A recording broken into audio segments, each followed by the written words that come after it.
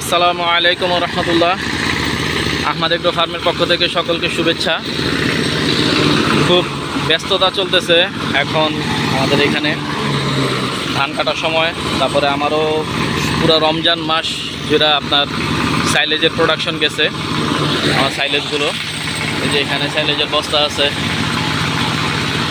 ওইখানেও আছে সাইলেজের বস্তা অনেকগুলো, বাসার ভিতরেও আরও আছে। প্রায় সর্বমোট সব মিলে 22.5 টনের মতো সাইলেজ উৎপাদন হয়েছে। এখন কিছু ধান কাটার সময় হইতেছে, তাই এখান থেকে যেই খেরগুলো আছে সেগুলো ভিজা খেরগুলো, শুকনো খেরগুলো না, ভিজা খেরগুলো আমি সংরক্ষণ করছি। সেগুলো অনেক অল্প দামে সংরক্ষণ করা যায়। ভিজা খেরগুলো সংরক্ষণ কইরা এগুলো এখানে কাটতেছি। পরে এগুলো কাটা শেষ হইলে, চপিং শেষ হইলে এগুলোকে বস্তাবন্দি করে রেখে দেই, সাথে কিছু অ্যাডিটিভস দেই, যার কারণে খেরের পুষ্টিমানটা বাড়ে, প্রোটিনটা বাড়ে, হজম শক্তিটাও খুব ভালো হয়। কারণ 21 দিন ধরে ফার্মেন্টেশন করা হয়, তো যার কারণে হজমটা খুব ভালো হয় এবং গরুর জন্য এটা খুব ভালো হয়। গরুর স্বাস্থ্যের জন্য এটা খুব ভালো, হজম, গরুর গ্রোথ সব কিছু। কারণ আমি ওই অ্যাডিটিভসের কারণে প্রোটিনটা বাড়ে, তো সেটা সেজন্য। এবং এই খাবারটা অনেক দিন, দীর্ঘদিন সংরক্ষণ করে খাওয়ানো যায়। তাই আমি এইভাবেই খেরগুলো সংরক্ষণ করি আর কি। খের আমি এইভাবেই খাওয়াই, যার কারণে দেখা গেছে যে আপনার আমার খেরের পুষ্টিমানটাও আমি খুব ভালো মনে পাই, খুব ভালোভাবে পুষ্টিমানটা আমি গরুকে দিতে পারি।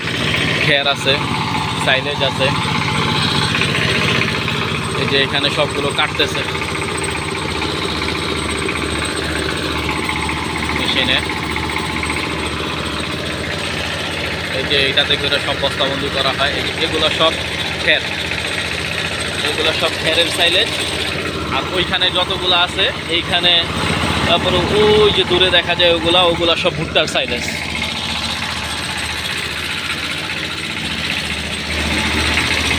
এই যে এখানেও এগুলো সব ভুট্টার সাইলেজ, এগুলো সব ভুট্টার সাইলেজ।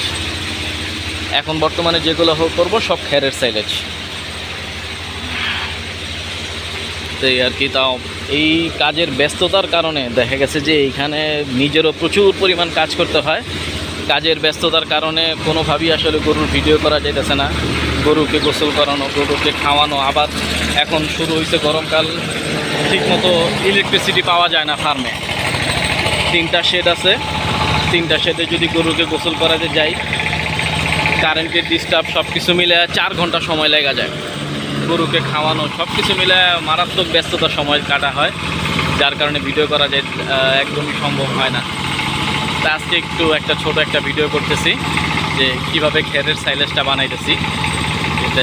এটা অনেক দিন ধরে সংরক্ষণ করে খাওয়ানো যায় এবং খেরের পুষ্টিমান অনেক গুণ পরিমাণ বাড়ানো যায়, যার কারণে যেটা আপনার আমাদের প্রত্যেকের গবাদি পশুর জন্য এটা অনেক উপকারী, অনেক উপকারী। স্বাস্থ্যের জন্য উপকারী গরুর, এবং গরুর হজমের জন্য উপকারী।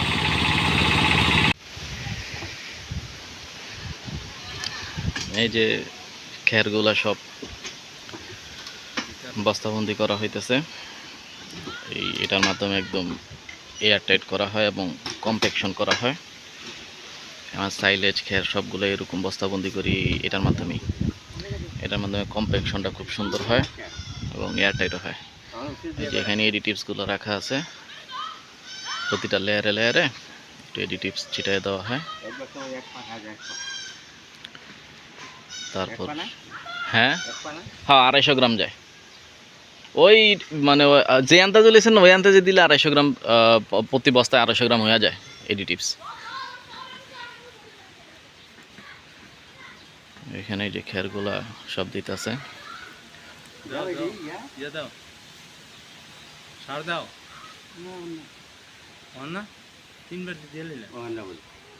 ওখানে তো দিবা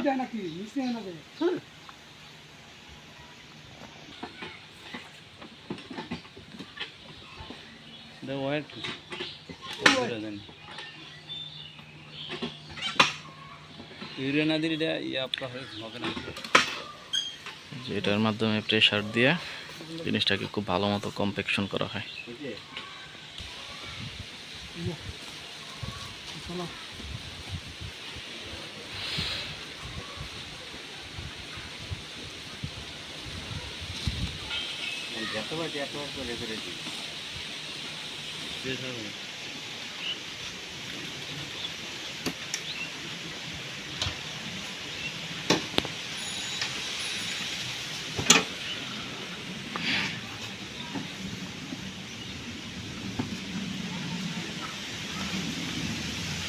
শেষ। এই যে এই পর্যন্ত হয়েছে,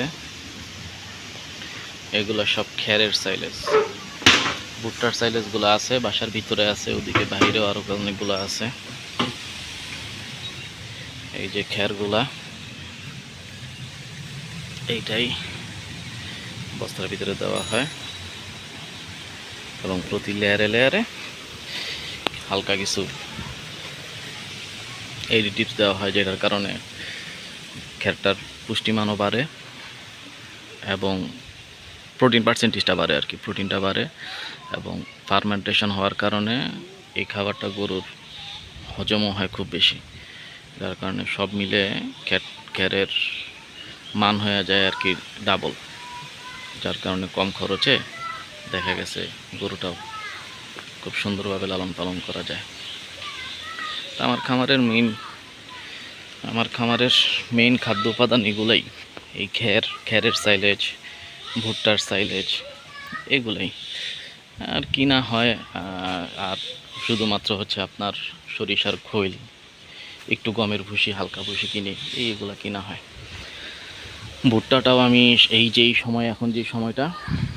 এই সময়টা আমি ভুট্টা পারচেস করি, যদিও এখন আমি খামারের কাজের কারণে ভুট্টা কিনতে পারতেছি না জমিন থেকে। আমাদের এখানে আরও কিছুদিন পর ভুট্টা উঠবে জমিন থেকে। ভুট্টাগুলো উঠলে দেখা গেছে আমি সারা বছরে কী পরিমাণ ভুট্টা লাগবে সেই পরিমাণ ভুট্টা জোগাড় করে ভুট্টাগুলো ফার্মেন্টেশন করে ফেলবো। আমার সবই ফার্মেন্টেশন করা খাবার, যার কারণে আলহামদুলিল্লাহ গরুগুলোও খুব সুস্থ থাকে। খাবারগুলো গরুর শরীরে খুব ভালোভাবে কাজে লাগে, গরুর স্বাস্থ্যের জন্য খুব উপকার হয়। তো এইভাবেই আর কি ফার্মিং করতেছি। সবাই দোয়া করবেন, আহমদ এগ্রো ফার্মের সাথে থাকবেন। আপনাদের যদি কোনো কিছু জানার থাকে বা কোনো জিজ্ঞাসা থাকে আমার সাথে যোগাযোগ করবেন। আসসালামু আলাইকুম রহমতুল্লাহি ওয়া বারাকাতুহু।